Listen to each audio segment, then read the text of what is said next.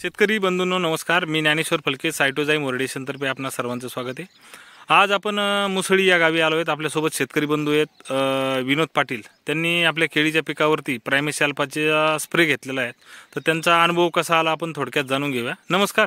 नमस्कार काय अनुभव राहील आपला प्रायमेस साहेब. मी एक वेळेस प्रायमस अल्फा मारलेला आहे आपल्या केळीवर.